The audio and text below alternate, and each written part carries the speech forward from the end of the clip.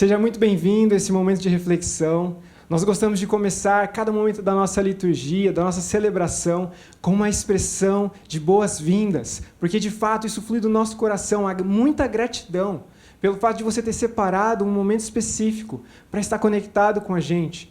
De fato, esse é um momento singular na nossa semana, porque nós podemos estar juntos, ainda que de maneira virtual, e nos debruçarmos sobre a palavra de Deus para encontrarmos direção para as nossas vidas. E é incrível pensar que nós estamos fechando o 6º mês de celebração virtual. Uau, quantas histórias, quantas coisas Deus já fez até aqui, pessoas que foram conectadas à plantação, novas amizades que surgiram. E de fato é um privilégio estar caminhando com cada um de vocês. E hoje é um dia muito especial também, porque nós estamos encerrando a nossa série de mensagens Verão o Ano Todo. Olha que título ousado. E por trás dessa ideia há uma busca por respostas em relação ao seguinte dilema. Será que é possível viver uma vida significativa, independente da estação em que nós estamos vivendo, independente das circunstâncias que nos cercam, sejam elas favoráveis ou não?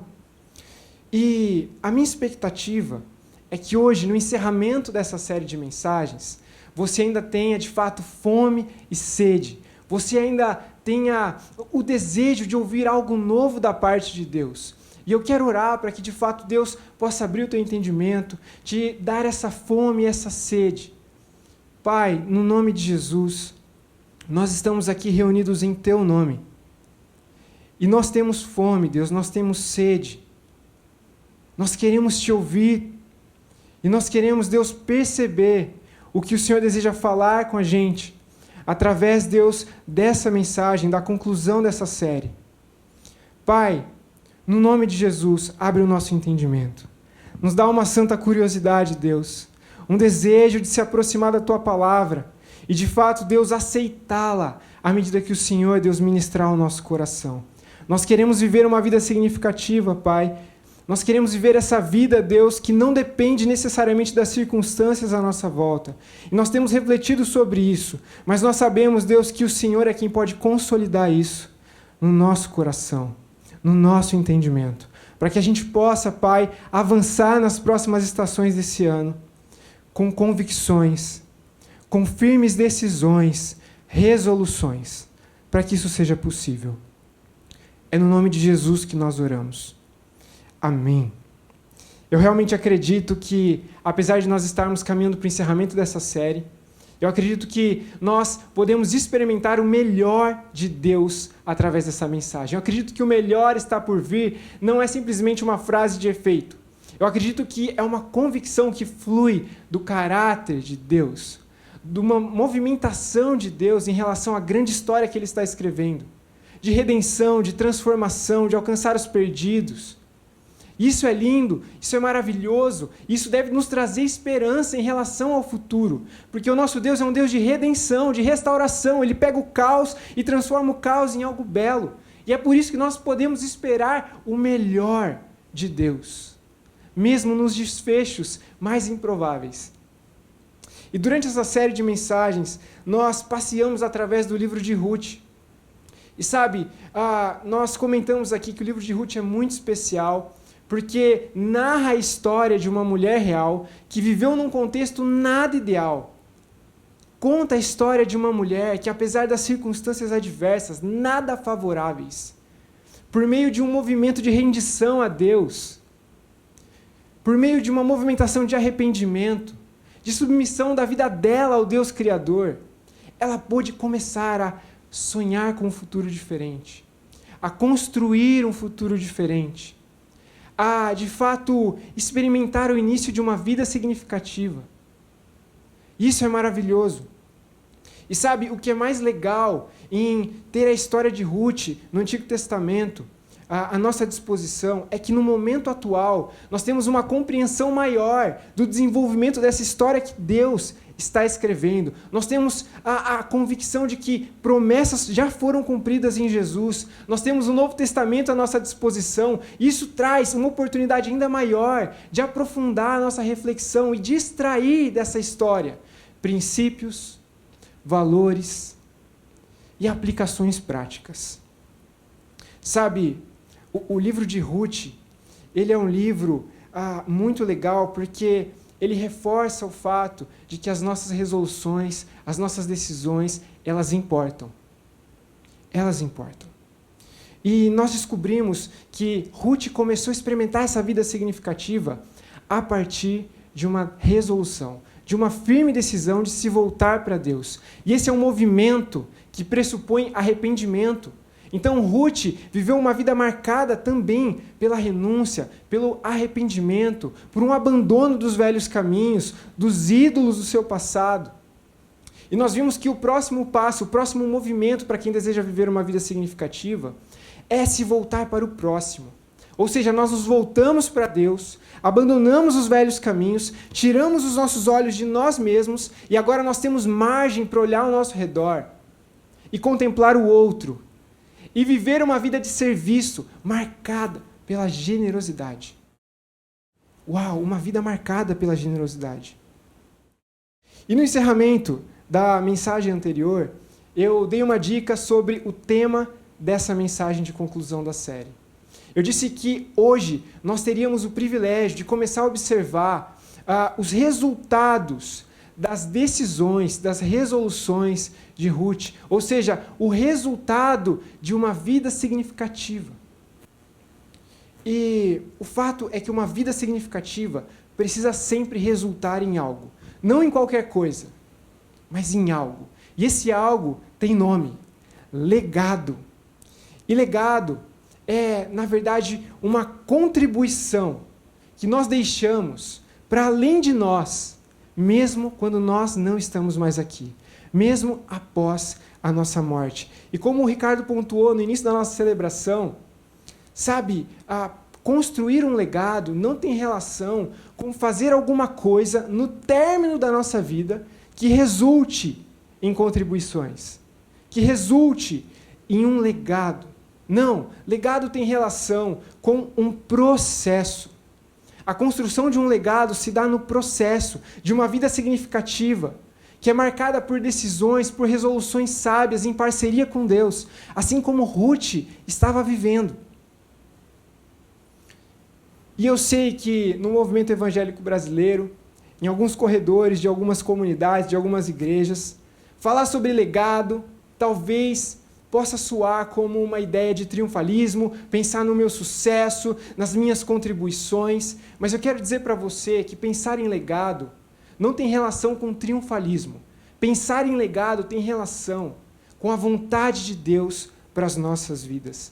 E assim, John Piper, um pastor reformado, um pastor muito sério, ele pontuou isso de uma maneira tão legal. Ele disse o seguinte: olha, você precisa se lembrar que você só tem uma vida.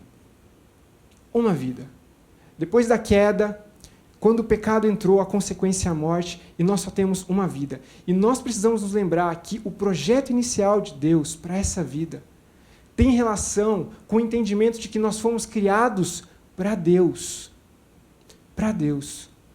E nós não temos o direito, diante desse conceito, diante desse entendimento que Deus gera nos nossos corações, de desperdiçar as nossas vidas com os nossos próprios caminhos, com os nossos próprios desejos. Deus nos concedeu vida para vivermos para a glória dele. E pensar sobre legado é algo extremamente relevante para a caminhada cristã. Se você se considera um filho de Deus, um discípulo de Jesus, você precisa pensar sobre o legado que você vai deixar. As contribuições que você vai deixar para além de você, para as próximas gerações. Nós vamos retomar do ponto em que nós paramos na última mensagem.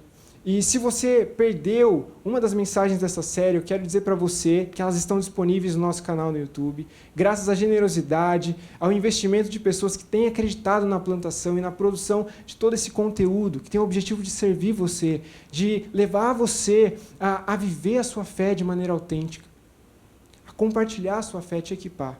Isso é muito legal, então você pode conferir uma dessas mensagens.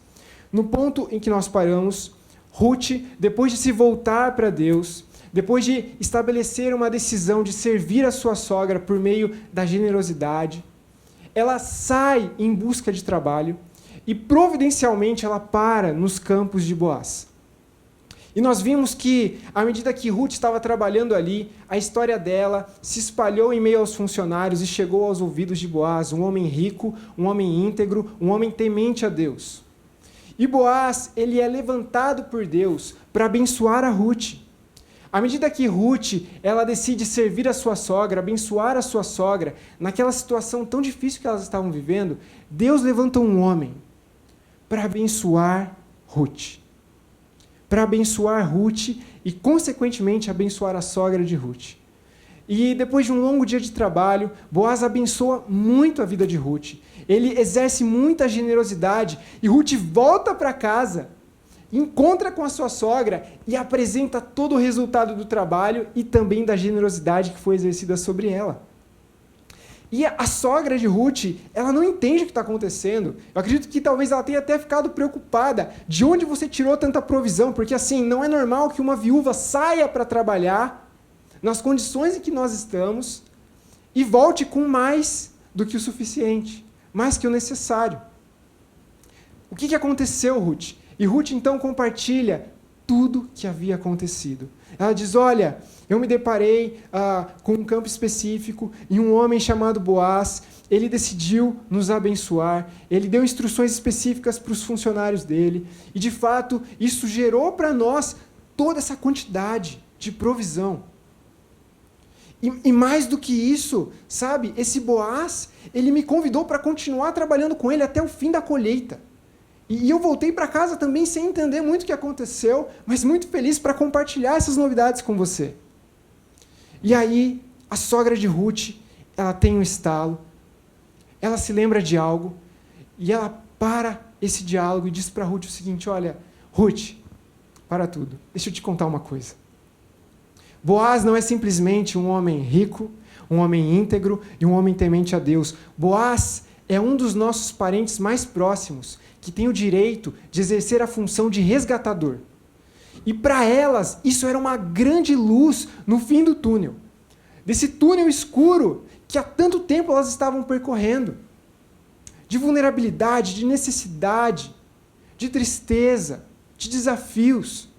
Para nós, esse conceito de parente resgatador talvez não tenha até um impacto como tinha para elas. Talvez você nem saiba o que é um parente resgatador. E um parente resgatador nada mais é, dentro daquele contexto, daquele momento da história, um homem que tinha a possibilidade de resgatar a dignidade de uma família que estava passando por dívidas e por luto. No caso de uma esposa perder o seu marido, geralmente o que acontecia nessa sequência é um endividamento. É a perca das terras, das posses. E o parente resgatador ele tinha uma função muito importante, de restabelecer a dignidade dessa família, de resgatar as propriedades perdidas, a terra que havia sido perdida por causa de dívidas. E mais do que isso, resgatar a dignidade da esposa que estava viúva. E se casar com essa esposa para que ela pudesse ter um novo herdeiro, um novo filho que garantisse a continuidade dessa família. Que garantisse que, de fato, as próximas gerações continuariam a ser perpetuadas com o nome do falecido marido. Uau, olha que incrível. E então, quando a sogra de Ruth escuta que é Boaz que está exercendo generosidade, e dessa maneira ela percebe que talvez, nos bastidores da história, Deus esteja tramando algo, preparando algo. E ela diz para Ruth, olha, não saia de perto desse homem, pelo menos até você ter certeza do que está acontecendo. Continue trabalhando com ele. Se ele te ofereceu segurança e oportunidade de serviço, continue com ele. E é muito interessante porque no decorrer de todo esse período de colheita, Ruth de fato acolhe o conselho que a sua sogra deu a ela. Ela permanece trabalhando nos campos de Boaz. E à medida que o tempo vai passando, e o período da colheita está se encerrando, havia uma tradição de que os donos das terras celebrassem, comemorassem todo o resultado. E então o trabalho naquele momento cessaria. E a sogra de Ruth chama ela e fala, olha, depois de todo esse período de trabalho, como é que está seu coração? Elas têm uma conversa que parece que não é simplesmente um diálogo de sogra, mas é um diálogo de mãe e filha, sabe? Uma conversa calorosa. E ela pergunta para Ruth, e aí, como é que foi todo esse período? E ela faz uma indagação, ela diz o seguinte, Ruth, será que não está chegando a hora? Diante desse relacionamento que você tem desenvolvido com Boaz, será que não está chegando a hora de você começar uma nova história, uma nova família, encontrar um lar seguro para você e feliz? E Ruth pensa sobre esse assunto junto com a sua sogra, e parece que há um alinhamento. É muito provável que algumas faíscas já estivessem saindo à medida que ela se relacionava com Boaz, havia um interesse, e é muito legal porque Ruth começa a ponderar essa possibilidade, levando em consideração que Boaz também era um parente resgatador. E que isso traria impactos, não só para ela, mas para sua sogra e também para as próximas gerações. Então, a sogra de Ruth dá uma orientação para ela, diz, olha, vamos traçar um plano, uma estratégia, para você, então, se declarar para Boaz e pedir Boaz em casamento. Se você acha que a Bíblia é um livro machista, o livro de Ruth mostra o contrário. A gente tem uma mulher pedindo um homem em casamento. Olha que legal, que diferente.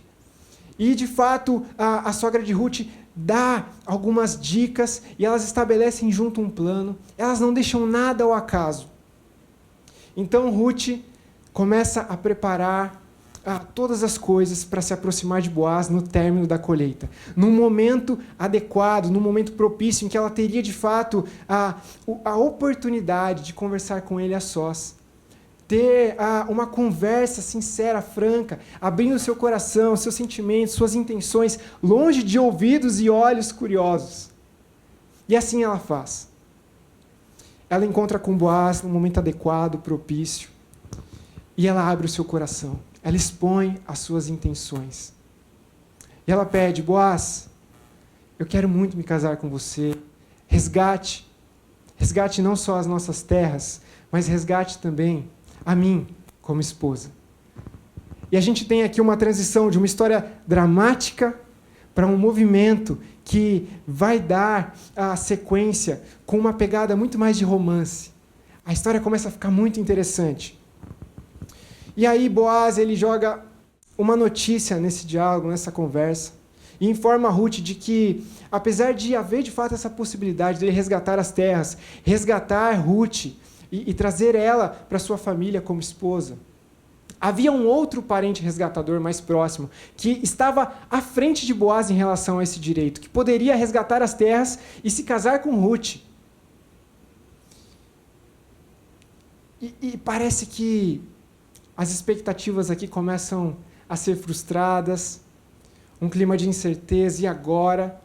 Mas Boaz olha para Ruth e diz o seguinte, Ruth, eu quero que você saiba que eu vou procurar esse outro parente resgatador, eu vou me aproximar dele e eu vou conversar com ele sobre esse assunto. E eu te garanto, diante de Deus, ele estabelece um compromisso com Ruth e diz assim, olha, se ele não resgatar as terras, se ele não se casar com você, conte comigo. Eu farei assim. Ruth volta para casa, atualiza a sua sogra e começa a colocar o coração dela diante da sua sogra, muito provavelmente, a ansiedade, esse senso de expectativa, e agora o que vai acontecer? E a sogra de Ruth diz o seguinte, olha, Ruth, agora chegou a hora da gente descansar. Nós fizemos o nosso melhor, nós estabelecemos um planejamento, nós traçamos uma estratégia, nós fizemos o nosso melhor, aquilo que estava no nosso alcance. Já não depende mais apenas de nós, dos nossos esforços. Então agora nós precisamos descansar. E saiba que Boaz provavelmente não vai descansar como a gente enquanto ele não encontrar uma solução para essa questão. A sogra sabia que estava rolando já um clima. Então, nós vamos para o texto agora, no capítulo 4, para ver o diálogo de Boaz com esse outro parente resgatador, a partir do versículo 1. Boaz, então, depois de ter se encontrado com Ruth, depois de todo esse diálogo com Ruth, ele vai até a porta da cidade. E ele se senta ali. Nesse momento ia passando o parente resgatador que ele havia mencionado. Boaz chama esse parente resgatador e diz, sente-se aqui, venha cá, quero conversar com você. O homem foi e se sentou. Então Boaz chamou mais 10 autoridades da cidade e pediu que se sentassem com eles, como testemunhas de toda essa negociação, essa conversa.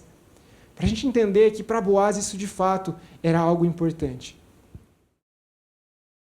Em seguida, ele disse a esse outro parente resgatador: olha, você conhece a sogra de Ruth, sabe que ela voltou para Belém e ela está vendendo a propriedade dela por conta de dívidas. E eu pensei que eu deveria falar com você a esse respeito, para que você resgate essa propriedade caso tenha interesse. Se você quer a propriedade, compre-a na presença dessas autoridades, dessas testemunhas que eu coloquei aqui junto com a gente na conversa. Agora, se você não tiver interesse por essa propriedade, me diga. E me diga logo, porque depois de você eu sou o próximo na fila, e eu não vou perder essa oportunidade. Outro banho de água fria. O outro parente resgatador, ele tem uma reação espontânea de querer resgatar as terras. Ele percebe que é um ótimo negócio, sabe? E ele pensa assim, uau, eu vou resgatar essas terras, elas estão num contexto de dívida, então eu vou fazer um investimento não tão alto e provavelmente no longo prazo eu vou ter um retorno muito bom. Esse é um ótimo negócio. E Boaz, pode ter certeza, eu estou dentro dessa. Mas Boaz, ele não desiste e ele faz uma outra inferência. Ele diz assim, olha, é claro que apesar de ser um ótimo negócio, você precisa se lembrar que existe uma viúva nessa história, Ruth. E que você vai precisar, além de resgatar as terras, resgatar Ruth e se casar com ela. Desse modo, Ruth poderá ter filhos que levem o nome de seu marido falecido e mantenham a herança em sua família. Agora quem toma um banho de água fria é o outro parente resgatador. Se ele estava achando que era um ótimo negócio, Boaz lembra ele que não era só as terras que estavam em jogo, mas era também a viúva, Ruth. E aí o parente resgatador, ele fala para Boaz, se é desse jeito, eu estou fora. Eu estou fora porque, pensa comigo, se eu fizer um investimento nessas terras e tiver um retorno muito bom, no longo prazo, se eu me caso com Ruth e ela tem um filho, esse filho vai herdar tudo. E o meu investimento teria sido em vão. Porque eu não teria um retorno que eu tanto aguardava. Que faria sentido dentro das minhas prioridades. Isso colocaria em risco a minha própria herança. E ele fala para Boaz, resgate você. Esse não me parece ser um bom negócio. Resgate você. Eu não posso fazê-lo. A gente salta para o versículo 9. E Boaz, então, ele diz às autoridades da cidade e ao povo ao redor, vocês são testemunhas de que hoje resgatei, comprei as terras da família de Ruth e de sua sogra. E não só isso, vocês são testemunhas de que eu estou tomando Ruth como minha esposa. Assim ela poderá ter um filho que leve o nome da família de seu falecido marido e herde a propriedade da família no longo prazo. Olha que legal a postura de Boaz, a diferença de postura. Vocês são testemunhas disso. E a gente tem uma cena linda, emocionante, digna de um roteiro de filme. No versículo 11, essas pessoas que estavam ali, acompanhando esse diálogo, essa conversa, elas saem de um papel simplesmente de espectadores e começam a interagir, a se engajar. E essas pessoas dizem o seguinte, olha, além de testemunhas, nós queremos, de fato, orar por sua vida, Boaz. Orar pela vida de Ruth. Orar por essa próxima geração que virá dessa união. Eles tomam a decisão de se engajar para abençoar, para orar sobre essa nova união. Sobre essa decisão de Boaz de resgatar as terras e Ruth como esposa. E olha só que oração fantástica. Eles oram o seguinte, que o Senhor faça a essa mulher que chega à sua família o que ele fez com Raquel e Lia, das quais descendeu toda a nação de Israel. Que você seja próspero em Efrata e famoso em Belém. E o que eles estão dizendo, olha, a gente sabe que esse é um negócio que talvez vai trazer prejuízo para você, Boaz. E nós queremos abençoar você. Nós queremos orar para que Deus te faça próspero, que Ele honre as tuas decisões, essas resoluções que você está estabelecendo. E nós queremos também orar para que Deus possa garantir a chegada de um novo herdeiro, para que as próximas gerações de fato sejam preservadas. E eles oram abençoando, lançando palavras de encorajamento, palavras até proféticas. Que o Senhor lhe dê com essa jovem uma descendência numerosa, como a de nossos antepassados. Que desfecho de história fantástico. Fantástico. Se a gente entrasse numa máquina do tempo, num DeLorean, e visitasse Ruth e a sogra dela no capítulo 1 da história, e dissesse para ela que lá, no desfecho da história, no capítulo 4, elas experimentariam os resultados da vida que elas estavam consolidando, por meio dessa parceria com Deus, talvez elas ficariam meio assim, tipo, nossa, mas que descrição de uma realidade que soa tão distante de nós, será que de fato isso é possível? É um salto significativo do momento em que elas estavam para esse momento agora. Das circunstâncias em que elas estavam nada favoráveis para esse momento de celebração, de festa, de bênção. Fantástico.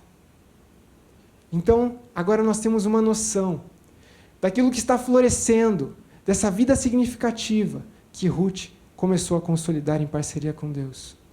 Que Boaz estava vivendo com Deus. E que a sogra de Ruth começou a viver novamente com Deus. Uau! Isso tem tudo a ver com o legado. Porque são resultados de decisões, de resoluções, durante todo um processo. E eu quero fazer 4 considerações sobre legado. Talvez algumas dessas considerações possam até soar óbvias, mas caso você tenha essa percepção, eu quero te desafiar. Eu quero te desafiar a não deixar que essas considerações passem batido, porque às vezes aquilo que soa óbvio para nós, na caminhada cristã, é justamente aquilo que às vezes a gente vacila em implementar, em colocar em prática. E eu quero deixar essas 4 considerações para você sobre legado. A primeira consideração é que legado não acontece por acaso. Legado não acontece por acaso. Legado é resultado de um processo intencional, em parceria com Deus. Pelo menos o legado bíblico que nós estamos propondo aqui. E nós vemos isso. Nós vemos isso no decorrer de toda a história de Ruth. No livro de Ruth, nós percebemos que se tem algo, uma verdade que está sendo compartilhada por meio dessa história, é que a soberania de Deus não anula a nossa responsabilidade. Não anula. Ruth, ela estabelece decisões, resoluções, ela se volta para Deus, ela começa a servir, exercer generosidade. E ela começa a tomar decisões que realmente importam, que podem levá-la a desfrutar dessa vida significativa. E a promover resultados que possam florescer num legado.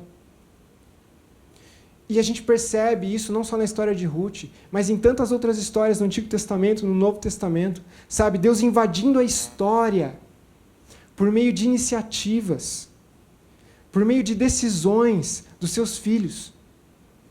Isso é lindo. Legado não acontece por acaso.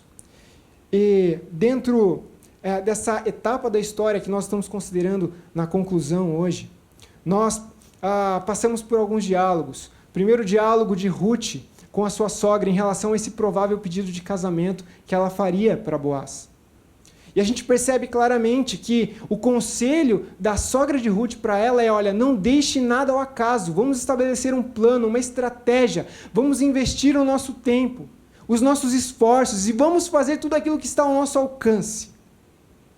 Mesmo sabendo que o resultado, no final das contas, não dependeria apenas do esforço delas. E quando Ruth vai se declarar para Boaz, ela tem esse plano muito bem estabelecido, essa estratégia. Ela encontra Boaz no momento certo, no local certo. Boaz, ele tinha acabado de festejar, celebrar os resultados da colheita. Havia privacidade para que ela abrisse o seu coração. Olha que interessante. E aqui há um princípio muito legal. À medida que nós caminhamos com Deus, à medida que nós nos voltamos para Deus, nós podemos ganhar maturidade, discernimento, de identificar quais são os alvos que valem a pena. Quais são os alvos que nós podemos, de fato, observar e entender que estão debaixo da vontade de Deus para a nossa vida, que são alvos que têm relação com aquilo que é bom, perfeito, agradável, com aquilo que já está revelado na palavra. E o meu conselho para você é, diante de momentos assim desafiadores, de momentos de planejamento, momentos de decisão, de momentos de resolução. Identifique alvos que estão de acordo com a vontade de Deus. Identifique alvos que de fato valem a pena. E aplique os seus esforços. Invista tempo. Trabalhe com excelência. Trabalhe com excelência. E Deus, de fato, Ele trabalha através desse tipo de iniciativa santa, de criatividade santa, sabe? Isso é muito legal de perceber na história. E a gente vê isso também no diálogo de Boaz com outro parente resgatador, porque ele precisava negociar aquela situação, entender quais eram as possibilidades. E ele, então, toma a decisão de ir para a porta da cidade, o lugar certo. Ele vai para lá porque ele sabe que o outro parente resgatador provavelmente teria que passar por ali para chegar nas suas terras, para resolver outras coisas. E ali era um local muito parecido, muito similar com um cartório dos nossos dias. Haviam testemunhas à disposição, autoridades para acompanhar negociações, conversas sérias. Então Boaz também, ele identifica um alvo, ele sabe que aquilo vale a pena, ele sabe que aquilo pode estar de acordo com a vontade de Deus, e ele estabelece uma estratégia, um plano muito bem traçado, ainda que ele saiba que o resultado no final depende de outras pessoas, do mover de Deus, da soberania de Deus, do favor de Deus e da bênção de Deus.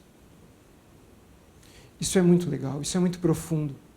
Imagina como seria a nossa vida no decorrer desse ano, se nós identificássemos esses alvos e, numa postura de humildade, diante de Deus, reconhecêssemos que todo o nosso trabalho, todo o nosso esforço não seria suficiente para trazer o resultado ideal, mas que o nosso trabalho, o nosso esforço é fundamental no processo. Segunda consideração sobre legado, a construção de um legado.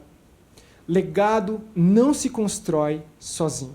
Vou repetir, legado não se constrói sozinho, porque o legado, na verdade, é o resultado de decisões, resoluções, que perpassam níveis diferentes de relacionamentos. Eu vou elencar pelo menos 3.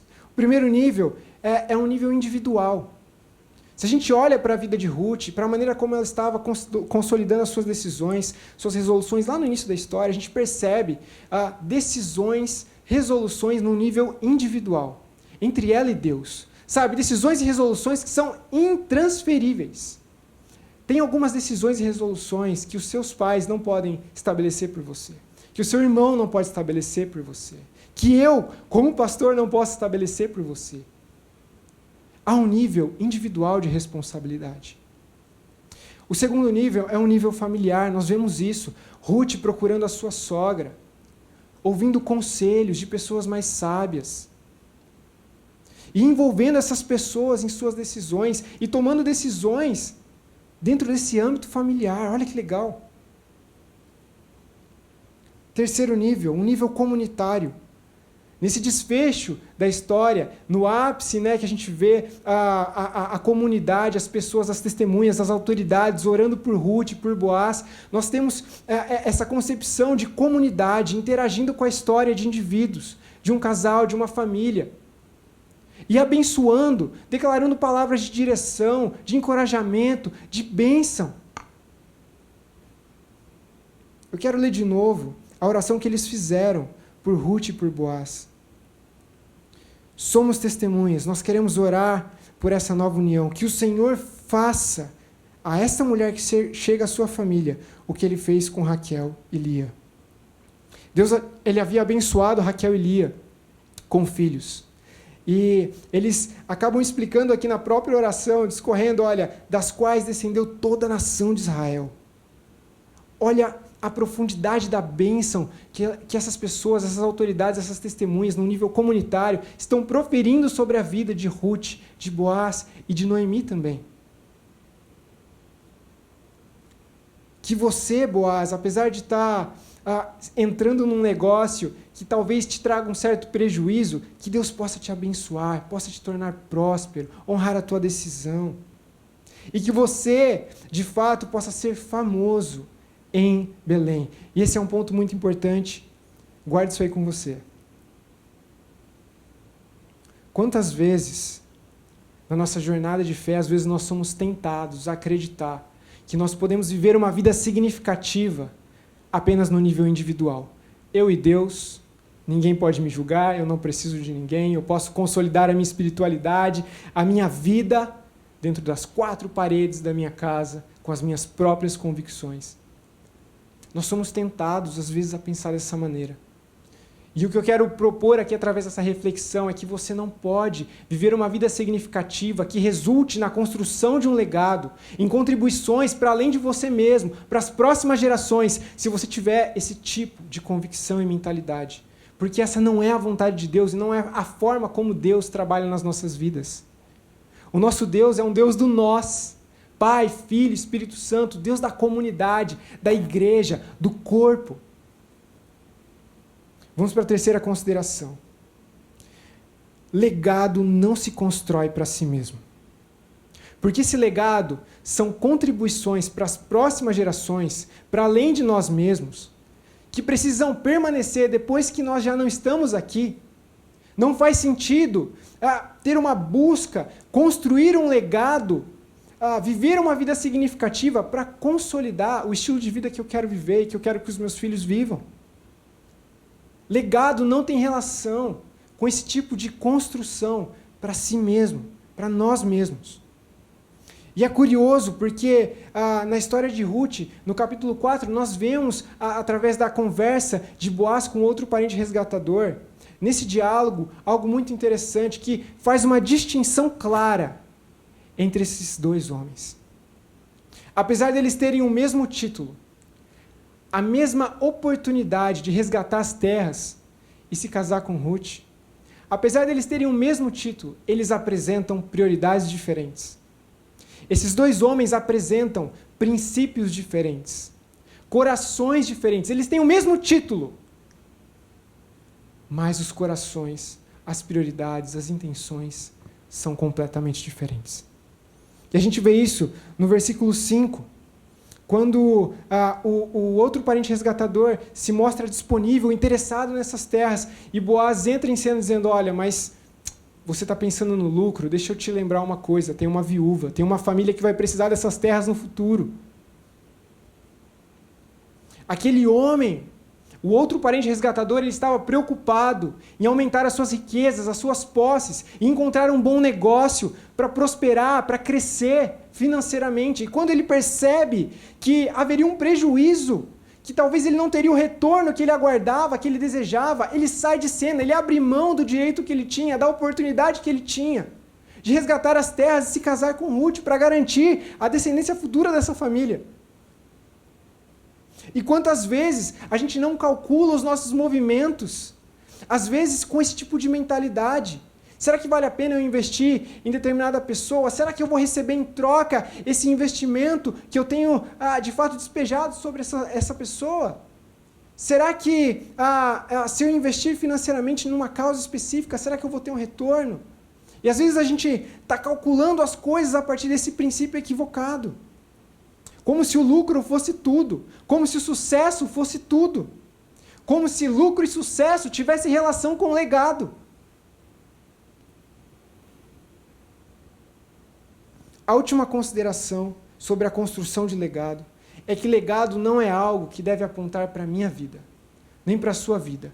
Não são contribuições que nós vamos deixar que promovam marcas que apontem de novo para o meu nome, para o seu nome. E John Stott, ele estabelece um paralelo muito legal em relação a testemunho e autobiografia. E ele diz o seguinte, olha, nós como cristãos somos chamados por Deus, convocados por Deus para viver uma vida significativa que resulte em testemunho. O que isso significa na prática? Uma vida significativa que promova e deixe marcas que apontem para Jesus. Testemunho é aquilo que nós falamos acerca daquilo que outra pessoa fez por nós, quando nós não poderíamos fazer nada. Olha a diferença. Enquanto uma autobiografia é um texto que vai falar sobre as minhas conquistas, as minhas capacidades, as minhas realizações, quase como uma tentativa secular de alcançar a eternidade por meio da nossa própria força, por meio das nossas conquistas. E biblicamente o legado que faz sentido é o legado que aponta para o nome de Jesus. É quando o nome de Jesus é visto em nós e através daquilo que nós realizamos no decorrer da nossa vida. E a gente só pode entender o valor disso quando nós contemplamos a possibilidade da eternidade. E aqui é um contraponto da mentalidade secular, que eu havia comentado agora há pouco, de que às vezes há esse desejo de conquistarmos, de estabelecermos as nossas conquistas para que o nosso nome seja eternizado, para que o nosso nome seja lembrado. E a nossa redenção, ela não está ligada a eternizar o nosso nome através das nossas realizações, mas está em experimentar a eternidade com Deus por meio das realizações de Jesus. É algo completamente diferente. E o apóstolo Paulo, no Novo Testamento, ele afirmava isso de maneira muito categórica, dizendo que a nossa prioridade máxima de vida com Deus era consolidar uma vida significativa que apontasse para Jesus, que apontasse para a obra de Jesus, que Jesus, de fato, é o nosso Salvador, é o nosso Redentor. E essa é a grande história que Deus está construindo desde o Antigo Testamento. 1 Coríntios capítulo 15, o apóstolo Paulo, ele expressa isso que eu acabei de falar da seguinte maneira: olha, conversando com a igreja, eu transmiti para vocês o que era de mais importante, e o que também foi transmitido a mim anteriormente. E o que foi transmitido de tão importante, de tão precioso? Jesus morreu pelos nossos pecados. Jesus morreu pelos nossos pecados, ele foi sepultado, mas ele ressuscitou. Ou seja, diante do caos, da tristeza, de expectativas frustradas dos seus discípulos, Deus promoveu o melhor. Deus promoveu o melhor. E por que tudo isso importa? Porque Jesus é o nosso resgatador. Porque há um peso de eternidade em jogo. Há um peso de eternidade. Jesus, ele está resgatando e transformando a vida de pessoas por meio da sua obra na cruz. E eu disse no primeiro sermão que a chave para a gente entender a história de Ruth e trazer aplicações práticas para as nossas vidas tinha relação com se colocar no lugar de Ruth. Isso não funciona para todos os livros da Bíblia, mas para Ruth funciona perfeitamente. Assim como Ruth precisava de um resgatador, a humanidade precisa de um resgatador. Eu e você, nós precisamos de um resgatador. Jesus é o nosso resgatador. Assim como Ruth foi incluída numa nova família, eu e você precisamos ser incluídos numa nova família espiritual. Essa é a vontade de Deus. Assim como Ruth foi forjada e abençoada num contexto comunitário, e também foi fonte de bênçãos para outras pessoas naquela comunidade. Essa é a vontade de Deus para mim e para você, para nós. E ainda que no decorrer dessa jornada, a gente questione o peso da nossa participação, da nossa influência, eu quero dizer para você que, ainda que a gente seja uma nota de rodapé nessa história, pelo fato dela ter um peso de eternidade, isso é infinitamente maior do que qualquer conquista que você possa estabelecer. É muito maior do que ter o seu nome escrito num prédio, o seu nome num crachá de uma empresa que você deseja trabalhar. É muito mais impactante e significativo do que alcançar a quantia financeira que você acha que é necessária para consolidar uma vida segura para você e para a sua família. E o mais legal, caminhando para o encerramento, é que no capítulo 4, lá no versículo 22, a gente tem um desfecho surpreendente. Ruth, então, se casa com Boaz e nasce um filho, um herdeiro. E o nome dessa criança é Obed. E o que esse nome estranho traz para a gente de revelação tão surpreendente e fantástica? Se a gente salta na história, a gente vai para o Evangelho de Mateus. Na genealogia de Jesus aparece o nome de Obed. Obed foi avô do rei Davi. E a descendência de Jesus está conectada diretamente ao rei Davi. Olha que incrível. Olha que incrível. E é muito encorajador pensar que Deus usou toda essa jornada de Ruth, apesar das dores, das circunstâncias nada favoráveis, à medida que Ruth se submetia ao Deus Criador, estabelecia decisões, resoluções sábias. Deus fez isso florescer por um plano muito maior do que Ruth tinha.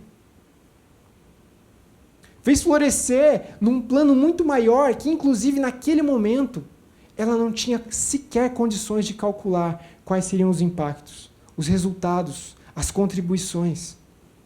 E o interessante é que quando a gente fala sobre legado, nós justamente não temos essa capacidade de calcular quais serão as contribuições, como é que Deus pode usar aquilo que nós estamos realizando agora, a maneira como nós estamos vivendo, dando testemunho, nós não temos ideia do que Deus pode fazer em nós e através de nós.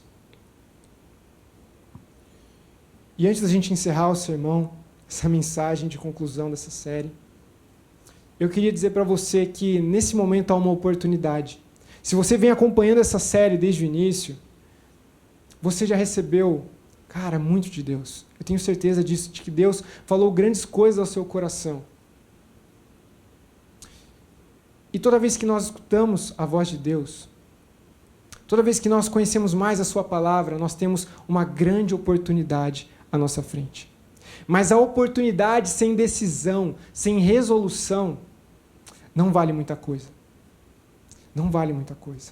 E tem 2 personagens na história de Ruth que tiveram grandes oportunidades. Até oportunidades que a própria Ruth teve. Oportunidades muito similares. Mas que diante dessas oportunidades, eles tiveram uma postura de ausência de resposta, de decisão, de resolução. E isso afetou diretamente a construção da vida desses personagens e as contribuições que eles poderiam deixar. Quem são esses 2 personagens? No capítulo 1, nós vemos Orfa. Ela havia se casado com um dos filhos de Noemi, a sogra de Ruth. E o seu esposo também havia falecido. E nessa jornada de retorno para Belém, junto com a Ruth e Noemi, ela tomou uma decisão, estabeleceu uma resolução diferente de Ruth. Ela não buscou abrigo sob as asas do Deus Criador. Ela não viveu um momento de arrependimento e renúncia e abandonou seus velhos caminhos. Pelo contrário, ela voltou correndo para os seus ídolos, para a tradição familiar dela. Imagine, ela teve uma grande oportunidade de ser parte dessa grande história que Deus estava escrevendo. E quem é o outro personagem? É o outro parente resgatador, que estava preocupado, de fato, em consolidar seus próprios desejos, vontades, alcançar as conquistas que ele tanto almejava, fazer bons negócios. E é interessante porque Jesus no Novo Testamento ele diz para nós que o amor às riquezas, as preocupações desse mundo, sufocam a mensagem das boas notícias. E o que eu estou querendo propor aqui é que, diante dessa oportunidade, diante de tudo que você ouviu, você responda com decisões, com resoluções. E eu quero fazer um apelo duplo. O primeiro é para você, que precisa colocar a sua fé em Jesus, se voltar para Deus, se arrepender dos seus velhos caminhos. Eu quero te chamar pela fé a colocar a sua fé em Jesus e a tomar uma decisão hoje. Chega de viver a vida a partir dos meus próprios princípios e valores, convicções. Chegou a hora de viver uma vida significativa. Se Deus tem falado com você, eu quero orar por você. Mas eu também quero orar por um outro grupo de pessoas. Talvez pessoas que estejam caminhando com Deus, se voltaram para Deus, mas que às vezes têm derrapado no caminho, diante de distrações, diante dos seus próprios desejos, anseios de conquistar, de, enfim, prosperar. Eu quero orar por esse grupo. Se você é uma dessas pessoas que tem reavaliado a vida no decorrer dessa série e tem repensado a forma como você tem vivido, porque você deseja viver para a glória de Deus, deixar um legado para as próximas gerações, eu quero orar pela sua vida também. E eu quero te desafiar a responder com decisão, com resolução. Sabe, nós como igreja, nós temos um sonho. E o nosso sonho está completamente alinhado com tudo aquilo que nós conversamos nessa série. Nós queremos viver uma vida significativa com Deus, uns com os outros, relacionamentos autênticos com Deus, uns com os outros. Nós queremos também viver para a glória de Deus e nós queremos consolidar uma comunidade de fé, uma igreja, uma família espiritual que sonhe com isso. não simplesmente em passar por essa vida, conhecer a Jesus, receber algum tipo de alívio espiritual, ter os seus pecados perdoados. Não, nós queremos consolidar uma comunidade de fé que sonha em viver para a glória de Deus e deixar de fato contribuições para as próximas gerações. Marcas que apontem para Jesus, para que os nossos filhos, os nossos netos, talvez o teu irmão mais novo, de fato possam olhar para a sua vida, para a maneira como você viveu, nesses níveis que eu citei aqui, e também no nível comunitário, em igreja, e que essa pessoa próxima a você possa dizer assim: uau, eu vejo Jesus, eu conheci Jesus por meio dessa pessoa, que viveu uma vida significativa e consolidou um legado, deixou contribuições para as próximas gerações.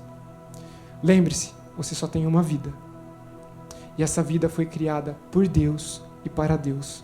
Você não tem o direito de desperdiçá-la. Deus, no nome de Jesus, nós queremos orar por esses dois grupos de pessoas. Nós queremos clamar: Deus, venha o teu reino.